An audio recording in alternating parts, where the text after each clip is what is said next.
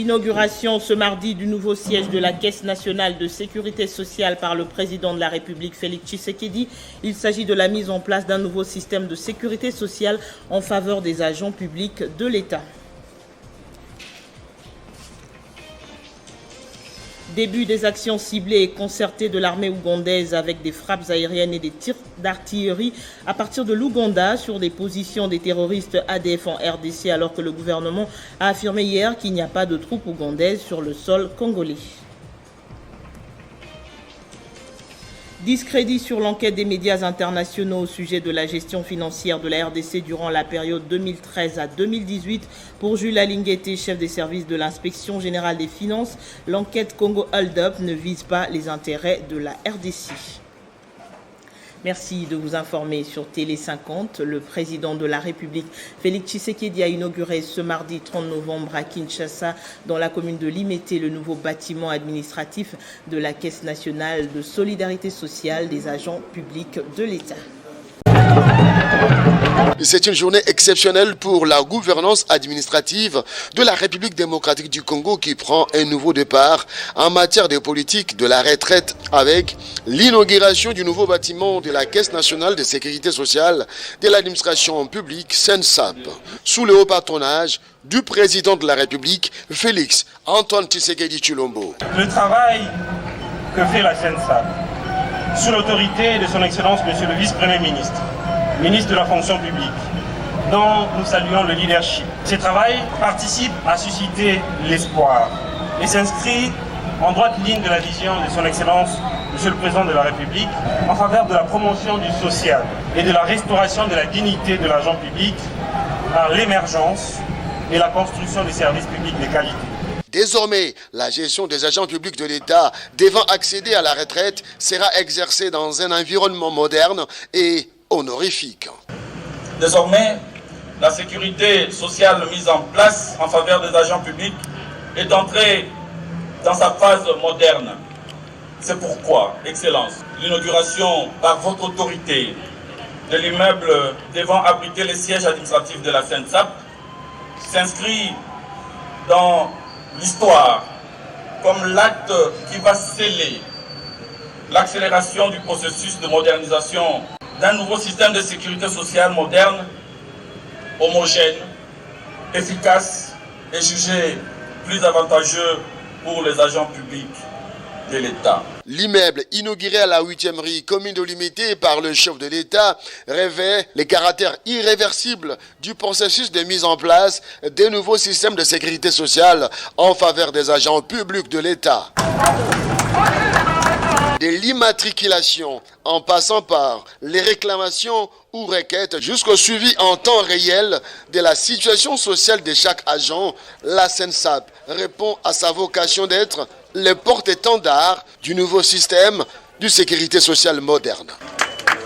L'inauguration du nouveau siège de la SENSAP cristallise la volonté du chef de l'État de permettre à la République démocratique du Congo d'emprunter un nouvel horizon en matière de politique de la retraite.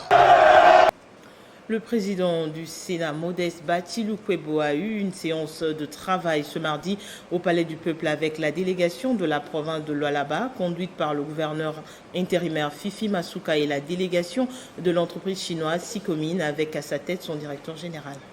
Les deux parties sont venues solliciter les bons offices du président de la Chambre des sages pour mettre fin aux divergences qui les opposent. Selon le gouverneur intérimaire du Lualaba, Fifi Masuka, sa province ne tire pas profit des minerais extraits par Sicomine car cette entreprise chinoise refuse de payer les taxes locales. Dans sa défense, la Sicomine dit bénéficier des exonérations basées sur la convention signée entre la RDC et la Chine. Mais la sagesse de Modeste Batilou-Kwebo a joué, les deux parties ont trouvé un terrain d'entente pour l'intérêt général. Le président du Sénat a rappelé à la partie chinoise que la vision du chef de l'État, Félix Tshisekedi, est d'avoir des investisseurs dont les actions profitent à la population dans le respect de loi du pays. Comme nous l'avions dit au président du Sénat, nous ne voyons pas l'apport de la société Sicomine au niveau de la province du Lualaba. Nous allons travailler pendant peut-être 2 ou 3 jours pour que nous puissions sortir avec des projets favorables à la province du Lualaba. Et nous tenons à remercier l'honorable président pour cet échange, pour ces sages conseils qui a permis à ce que nous puissions sortir tous ensemble avec des avis favorables pour les 2 parties. Le président du Sénat a par ailleurs échangé avec la délégation de la Mutuelle des femmes africaines, une structure développant quelques services dont l'épargne et le crédit pour ses membres.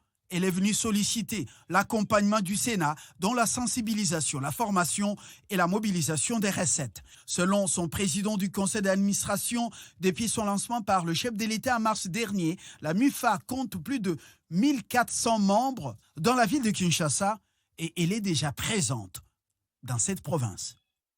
Ça n'a pas mis beaucoup de temps, à peine que le gouvernement a précisé la nature de la coopération militaire entre les 2 pays. L'armée ougandaise a procédé aussitôt ce mardi à des tirs d'artillerie depuis son pays contre les positions des ADF en RDC.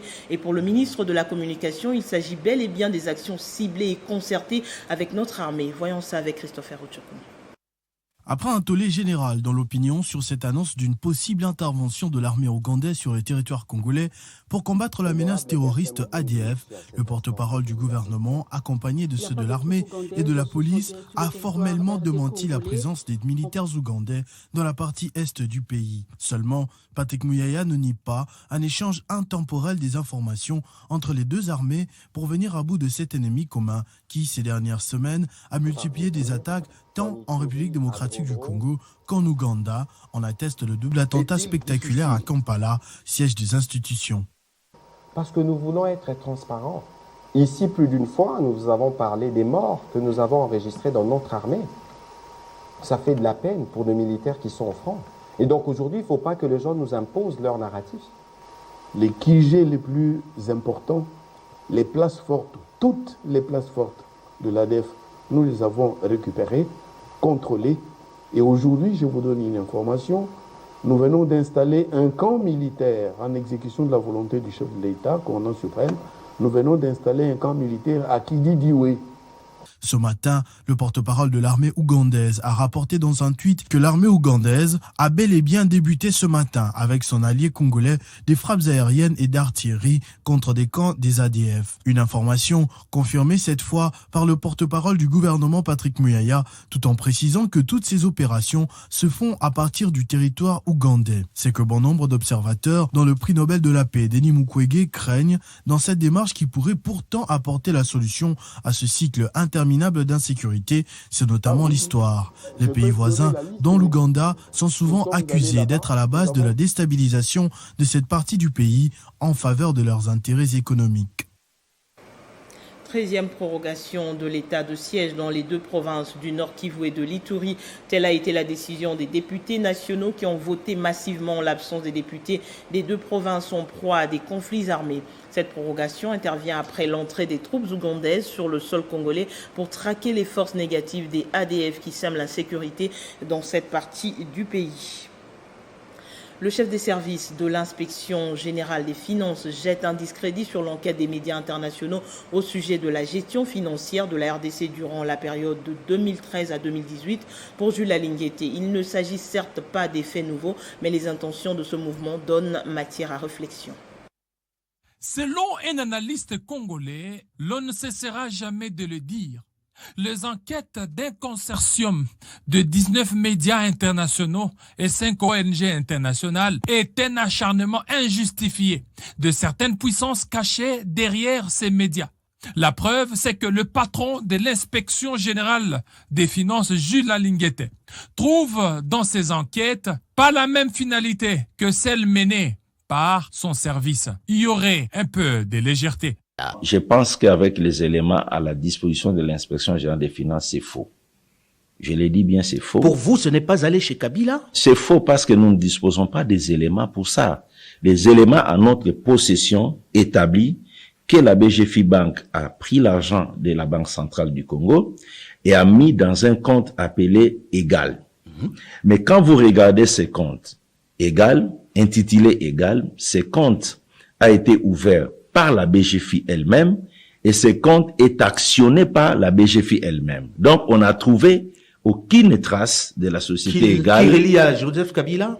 On n'a trouvé aucune trace de la manipulation de ces comptes par la société égale. Et de loin avec Joseph Kabila, de très loin. En suivant ces enquêtes, Joseph Kabila Kabange voit son nom traîner dans la boue par ces médias internationaux, par des fausses accusations qui ne sont fondées ni sur un audit crédible, ni sur une enquête fiable des sociétés internationales. Joseph Kabila Kabange n'a-t-il pas droit à la présomption d'innocence, ni la possibilité de présenter ses moyens de défense? Tout se passe comme si le Raïs était condamné d'avance et que sa cause déjà entendue et la sentence prononcée. Dans tous les cas, Joseph Kabila Kabange est une bête noire pour les Occidentaux et les impérialistes qui cherchent à avoir une mainmise sur les ressources de la République démocratique du Congo. Autre réaction au sujet de cette enquête, c'est celle de la Sino-Congolaise des mines, citée par un des articles de la série de ces journalistes internationaux. La société minière a formellement démenti, je cite, des accusations sans fondement, tout en déplorant une attitude visant à saboter la coopération entre la Chine et la RDC. De plus en plus de voix se lèvent pour contredire les affirmations des journalistes internationaux réunis autour du consortium Century à la base d'une série d'articles évoquant des détournements des centaines de millions de dollars en République démocratique du Congo.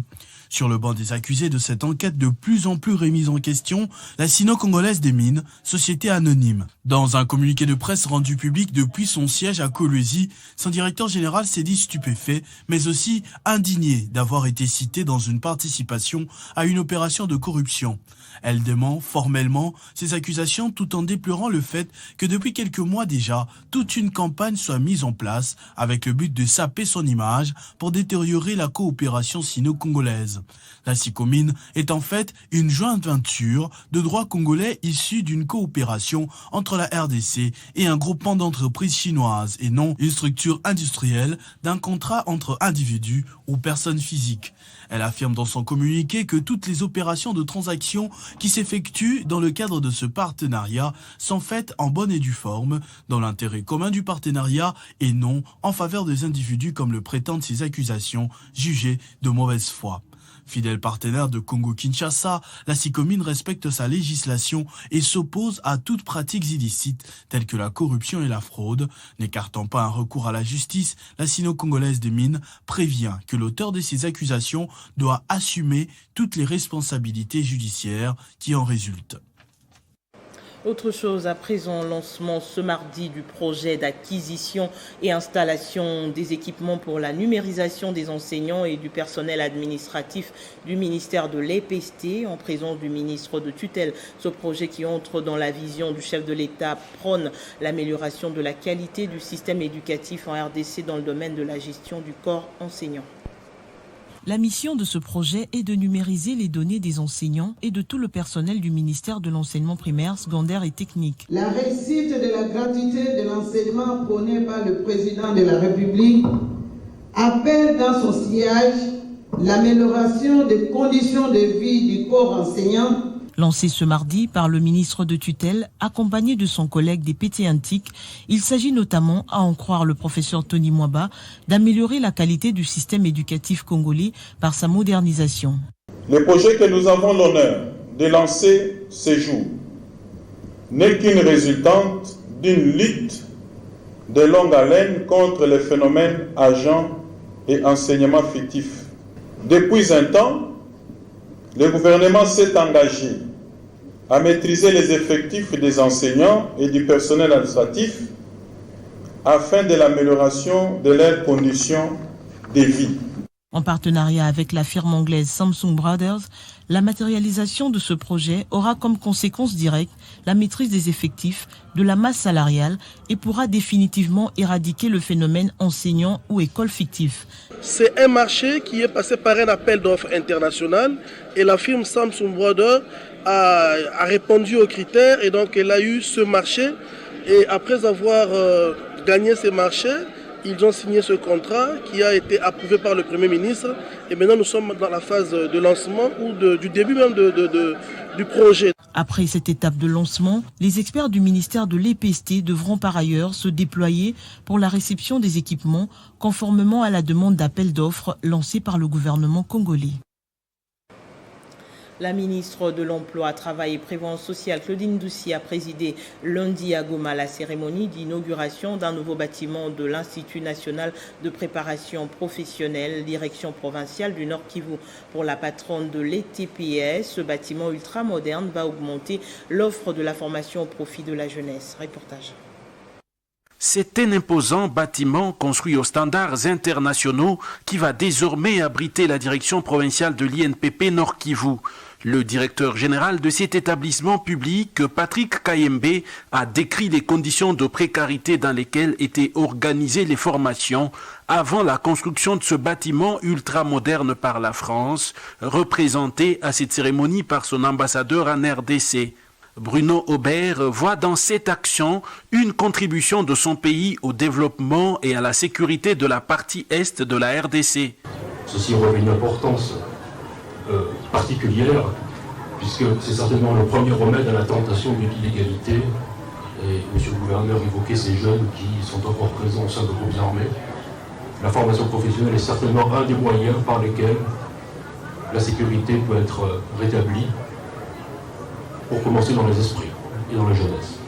Pour sa part, la ministre Claudine Doucy a remercié le chef de l'État pour cette réalisation en faveur de la jeunesse. Je suis très heureuse de vous annoncer qu'à travers cette œuvre, les jeunes gomatraciens, en particulier la population de cette province en général, n'auront plus de limites pour accéder au monde professionnel, et ce, grâce à la formation professionnelle de qualité.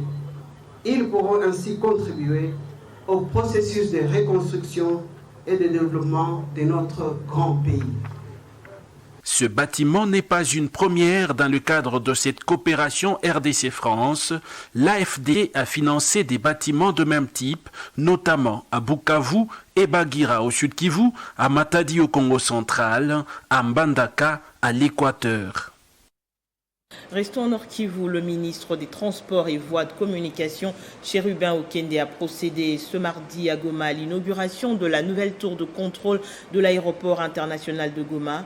Haute de 26 mètres, cette tour qui est dotée des équipements de radiocommunication ultra-modernes permettra aux contrôleurs aériens de pouvoir visualiser les deux extrémités de la piste. La nouvelle tour de contrôle de l'aéroport international de Goma, dans la province du Nord Kivu, est désormais opérationnelle. C'est le ministre de Transport, Voies de Communication et des Désenclavements, Chérubin Okende, qui a remis officiellement ce bâtiment à la Régie des voies aériennes après son inauguration. Cette nouvelle tour de contrôle a été construite dans le cadre du projet d'amélioration de la sécurité dans cet aéroport et a été assurée par la cellule d'exécution du projet de transport multimodal CPTM. Quant aux réalisations du passage, nous pouvons citer, outre la tour de contrôle, la réhabilitation de la piste de portant sa longueur à 3000 mètres, la réhabilitation de la centrale électrique comprenant la fourniture, l'installation et la mise en service. Présent à cette cérémonie, le gouverneur militaire de la province, Constant Ndima, a invité les responsables de la RVA de gérer ces bâtiments en père de famille. Et de son côté, le ministre de Transport Chérubin Okende a précisé que la reconstruction de cette tour est un pas important franchi par la RDC dans le secteur de l'aviation. La République démocratique du Congo refuse de rester cet État qui ne respecte pas les normes internationales en matière de l'aviation civile.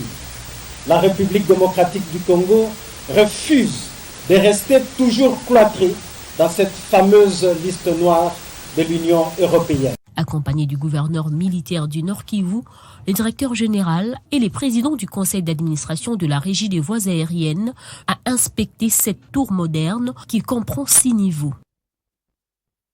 Un tour à l'Équateur où le gouverneur a regagné sa province hier lundi après près de 2 mois passés à Kinshasa. Innocenté par les enquêtes effectuées par la haute hiérarchie du pays, la population est venue en masse lui souhaiter la bienvenue et en même temps remercier le président de la République pour cette décision salvatrice. Ces images parlent d'elles-mêmes. Bobo Boloko foule le sol de Mbandaka à bord d'un régulier de la compagnie d'aviation Congo Airways et bénéficie d'un accueil chaleureux de ses administrés venus en masse pour la circonstance.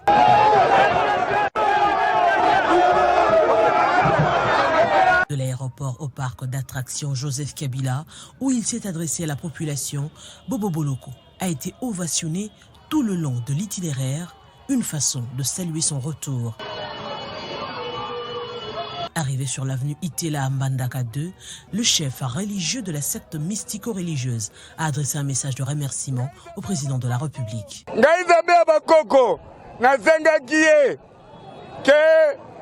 de l'État, gouverneur Bobo Boloko Bulumbu. N'appelle la chef de l'État. Le Golazongisi, gouverneur Gogo Boloko Bulumbu. Et Tikali, chef de l'État. Oya, bonne conférence. N'azengi bonne conférence. Au parc Joseph Kabila, le député Roger Mwamba est venu représenter ses collègues et marquer le retour de la paix dans la province de l'Équateur. Bobo Boloko, accompagné de son vice-gouverneur, revient sur l'unité des filles et fils de l'Équateur. Message nanga ezali ke biso nyonso tosangana tozala na bomoko na unité totombola province na biso ya Équateur. Bakonzi minene bazali koya tosangana loboko na loboko po bakuta biso na kimia boete. L'heure est désormais à la préparation de la conférence des gouverneurs prévue à Mbandaka au mois de décembre. La dynamique des femmes pour le changement DFC qui encadre les femmes membres d'Ensemble pour la République de Moïse Katumbi poursuit la campagne d'adhésion massive. Cette fois-ci, la délégation conduite par la députée Dominique Monongo était dans la commune de Massina. La dynamique des femmes pour le changement DFC, une structure qui encadre les femmes de Ensemble pour la République, ne désarme pas et poursuit sa vaste campagne de sensibilisation et d'adhésion massive des femmes au parti de Moïse Katumbi. Ce dimanche 28 novembre 2021, le district de la Tchangou à Kinshasa est entré en danse pour recevoir à son tour une forte délégation de la dynamique des femmes pour le changement avec à sa tête la députée nationale Dominique Munongo Inamizi, coordonnatrice nationale. Dans son adresse, Dominique Munongo Inamizi a fourni les explications importantes sur le mode de fonctionnement de sa structure qui mise dans l'entretemps sur la formation de ces femmes pour leur permettre de répondre au rendez-vous du changement de la RDC comme souhaité par Moïse Katumbi. C'était un plaisir d'être ici à Tchangou parce que dans le cadre de nos activités d'itinérance, nous sommes en train de faire la tournée de toute la province de Kinshasa et non seulement Kinshasa, bientôt nous allons descendre en province et c'était important que nous venions ici à Tchangou, que nous puissions avoir ce contact direct avec les mamans ainsi que les responsables de cette fédération pour que nous comprenions leurs difficultés, leurs attentes par rapport à ce grand parti Ensemble pour la République. Visiblement, la dynamique des femmes pour le changement a déjà conquis les districts les plus populaires de Kinshasa. Ces rendez-vous de prise de contact se transformaient directement à une véritable matinée politique compte tenu de l'intérêt manifesté par ces femmes de la Tchangou de porter plus haut l'étendard du parti de Moïse Katumbi dans cette partie de la capitale congolaise. Au Lualaba, les travaux de construction d'un complexe scolaire lancé dans le cadre de la cité moderne de la commune de Dilala-Kolusi vont bon train. Il s'agit d'une initiative du bourgmestre de la commune de Dilala, Deogracias Kalubunda, pour appuyer la gratuité de l'enseignement de base. Débuté depuis le mois d'avril dernier sur financement de la commune de Dilala grâce à la redevance minière, les travaux de construction d'une cité moderne dans la commune de Dilala à Kolwezi, vision chère au chef de l'État Félix Tshisekedi, avance à pas de géant comme en témoignent ces images. Parmi les infrastructures de la dite cité figure la construction d'un complexe scolaire, cité de la commune, une école technique répondant aux normes internationales pour accompagner la gratuité de l'enseignement de base. L'évolution de ce grand projet d'intérêt public est suivie de près par le bourgmestre de la commune de Dilala, Deogracias Kalubunda, qui veut à tout prix rendre effective la gratuité de l'enseignement de base selon la vision du président de la République. L'accomplissement de ce projet va sans nul doute contribuer au développement de la province du Lualaba, tel que souhaite l'autorité provinciale. Il s'y est de noter que, dans cette cité moderne de la commune de Dilala, on y retrouvera également un terrain olympique de football, de basketball, un internat, une piscine aux standards internationaux et bien d'autres. La première dame de la RDC, Denise Nyakero Tshisekedi, est arrivée à Isiro ce mardi dans l'après-midi. Accueillie par le gouverneur du Haut-Uélé, Christophe Bassiani-Nanga, l'épouse du chef de l'État s'est dit honorée par cette hospitalité avant de promettre de rapporter les desiderata des habitants au chef de l'État, Félix-Antoine Tshisekedi. C'est vers 16h locales que l'avion transportant la première dame apparaît sur les sols d'Isiro, déjà assombrés par la menace de la pluie. Une fois au sol, Denise Nyakero Tshisekedi est juste prise en charge par le gouverneur du Haut-Uélé, puis par ses majorettes. Juste après, l'épouse du chef de l'État se dirige vers ses officiels rangés de l'autre côté de la piste pour l'accueillir avant de se noyer dans cette foule qui l'attendait des heures durant. Tout au long de la route qui l'amène vers le centre-ville, la mère de la nation a eu fort à faire à des colonnes humaines qui convergent vers cette esplanade du gouvernorat de Januar demande. Ici, députés, sénateurs, ministres provinciaux, responsables de l'administration publique, autorités coutumières ont répondu présent à l'invitation de Christophe Bassiani-Nanga, qui n'a plus retenu sa joie. Maman a poniaza la moutia liboso koya, non seulement pour le pèlerinage, mais aussi pour la makamwebele à Haut-Uélé. Pour la première dame de la RDC, c'est tout simplement exceptionnel. Nayeti awa namona bino, nayoka kaka na sango, mais il fallait na koma. Nayoka bino, namona ndenge bofandi, na kende kopesa nouvelle na papa. Nayebisa eke ifanya kotala bana Isiro bayebi koyamba batu kobetela gouverneur na bino maboko mpona misala nyonso aza kosala.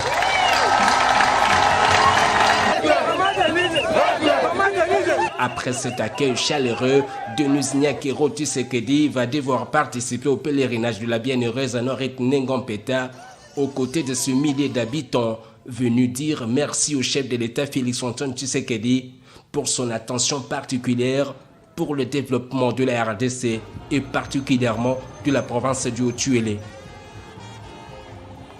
À l'Alliance pour la bonne gouvernance, parti cher à Jonathan Bialosouka, les actions de redynamisation se poursuivent. Ce week-end, la Ligue des pasteurs du Konluka à Kinshasa a adhéré officiellement au sein de ce parti. La cérémonie a eu lieu en présence de son président ad interim, le député national Passisa Pamba. Implanter le parti à partir de la base avec des militants capables d'acheter leurs cartes de membres ainsi que de payer leurs cotisations. C'est la nouvelle stratégie mise en place par le président ad interim de l'Alliance pour la bonne gouvernance. Pour rendre effective cette vision, Jean-Pierre Passisa Pamba a présidé la cérémonie au cours de laquelle une centaine de pasteurs ont décidé d'adhérer officiellement au parti. Un pari gagné, a souligné le président Haï de l'ABG. Ils l'ont dit eux-mêmes, au regard des différents discours qu'ils ont entendus, au regard de la manifestation de la vérité, les pasteurs ont décidé de soutenir la philosophie de l'Alliance pour la bonne gouvernance. Ils sont venus aujourd'hui montrer à la face du monde combien ils vont contribuer pour que l'Alliance pour la bonne gouvernance, qui imprime les valeurs morales, qui défend les sociales de la population, qui exprime l'éthique et les valeurs dont la société a besoin, ont adhéré aujourd'hui. concilier l'idéologie du parti avec leur mission pastorale, ces serviteurs de Dieu pensent qu'ils ont fait un bon choix qui le placerait désormais dans la sphère de la prise de décision pour un véritable changement dans le pays. Et en suivant les discours de l'autorité morale de l'ABG, l'honorable président Bialusouka Jonathan, mais nous avons dit que tout ce qu'il a dit, c'est ce que aussi nous prêchons. Il parle de l'unité, ce qui est dans la Bible, il parle du travail, ce qui est dans la Bible, de l'amour, ce qui est dans la Bible. Ce que nous avons dit, en tout cas, ici, ça nous ressemble quand même. Il y a de l'idéologie biblique, il y a ce que nous prêchons, c'est les partis idées là pour adhérer. Après la Ligue des pasteurs de Kanluka, c'est une série d'adhésions des différentes ligues des pasteurs de Kinshasa qui se poursuivront avant d'être lancées dans toutes les autres 25 provinces de la RDC. L'Assemblée générale élective du Conseil national de l'Ordre des infirmiers a eu lieu ce mardi à l'hôtel Sultani à Kinshasa, à l'issue de laquelle le président de l'Ordre national des infirmiers a été réélu avec 26 voix sur les 26 votants venus des provinces. Dans son mot, Komba Djeko a promis d'apporter sa contribution à la mise en œuvre de la couverture santé universelle. C'était sans surprise. Les infirmiers de la République démocratique du Congo ont à nouveau accepté de continuer les combats de la mise en œuvre de la couverture santé universelle avec Komba Djeko pour une durée de 5 ans. Le président de l'Ordre national des infirmiers sera assisté par 3 vice-présidents, un secrétaire général et son adjoint, un trésorier et un trésorier adjoint. La nouvelle équipe de l'Ordre national des infirmiers congolais devra donc faire face aux nombreux défis liés aux problèmes techniques. Passionné par cette profession, Komba Djeko s'explique en ces termes. Pour ce mandat, c'est, comme je l'ai dit, nous allons vraiment apporter notre contribution à la mise en œuvre de la couverture sanitaire universelle. C'est le plus grand défi pour nous, montrer que nous sommes vraiment importants dans la CSU. Le reste, c'est la routine, donc, inscrire les membres, déontologie à gauche, à droite, tout cela. Mais l'essentiel pour nous, c'est de nous engager réellement dans la mise en œuvre de la couverture sanitaire universelle. Le reste, c'est un conditionnement pour que nous puissions apporter notre contribution. Vous n'allez pas amener la contribution lorsque vous n'êtes pas payé, lorsque vous n'êtes pas engagé, lorsque vous n'avez pas le matériel de travail. Donc, tout se résume là-dedans. Le président national de l'Ordre des infirmiers a profité de l'occasion pour inviter les infirmiers à accompagner cette structure et le gouvernement de leur venir en aide en vue d'atteindre de meilleurs résultats. Encore un tour à Goma où l'église de Jésus-Christ de Saint des Derniers Jours est une fois venue au secours des personnes vulnérables à travers l'organisation Women of Faith. Ils ont assisté notamment les personnes vivant avec handicap absentes lors des dernières activités. C'est dans le cadre de la célébration de la Journée internationale des personnes vivant avec handicap le 3 décembre prochain que l'organisation Women of Faith a volé encore une fois au secours des personnes vulnérables. Ce sont encore une fois de plus les personnes vivant avec handicap qui ont été la cible. Elles ont ainsi reçu des vivres et non-vivres constitués de sacs de farine de maïs, de riz, des sacs de haricots, un bidon d'huile, du sucre, des savons, du sel et des moyens de transport pour leur permettre de regagner leur domicile, comme le témoigne ici ce bénéficiaire.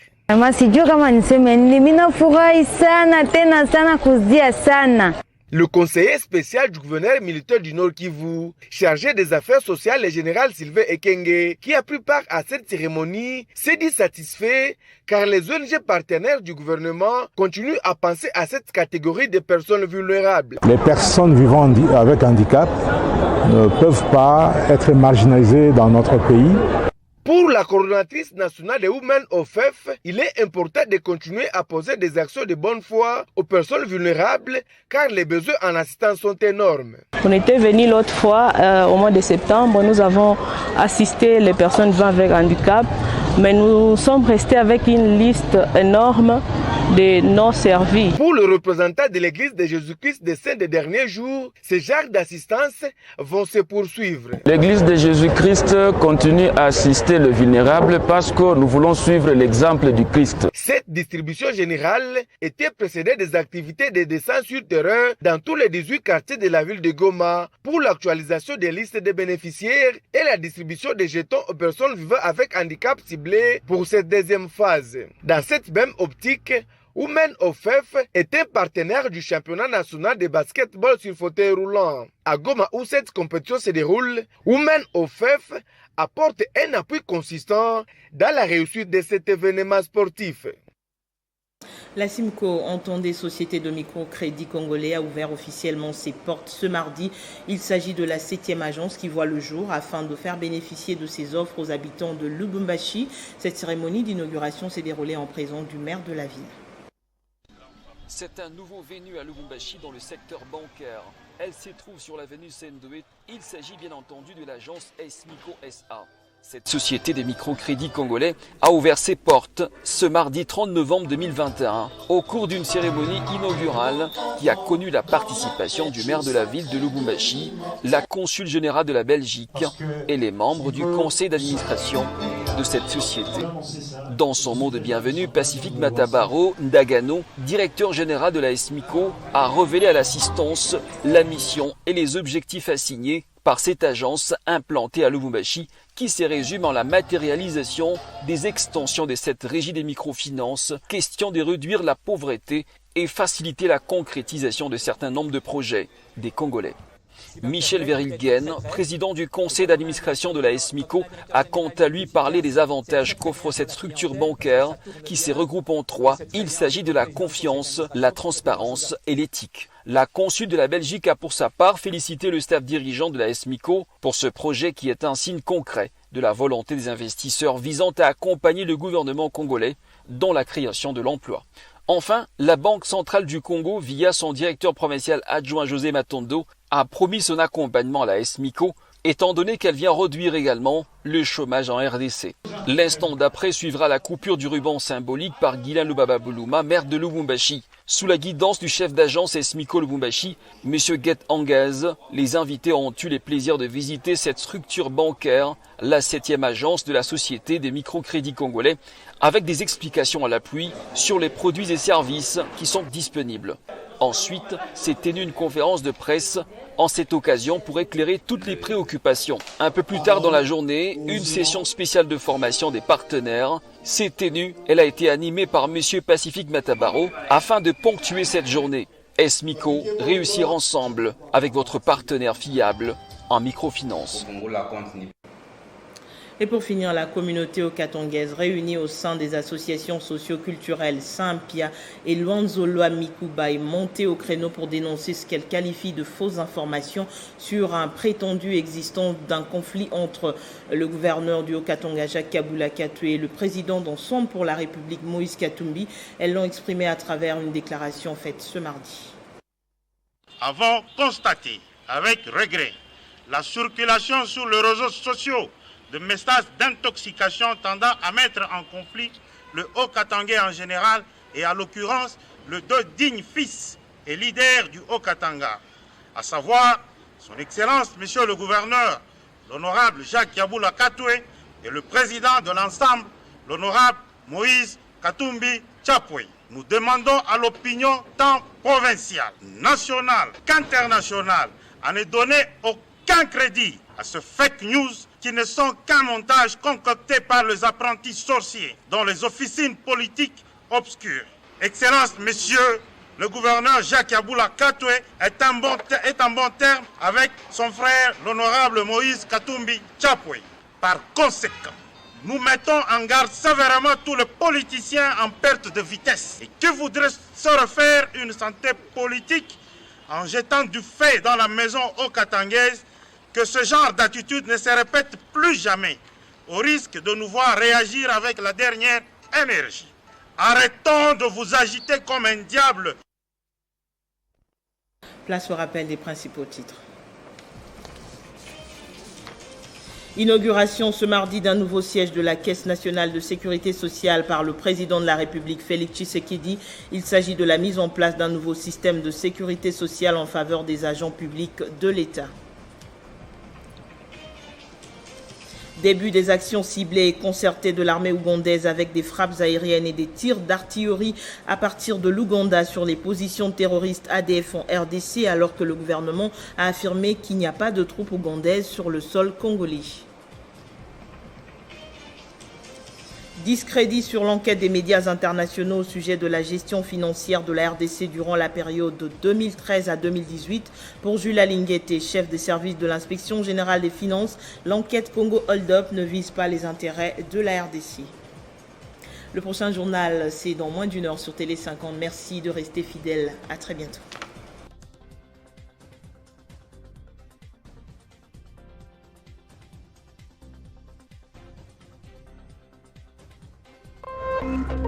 Téléchargez les infos Télé 50 sur www.tele50.cd.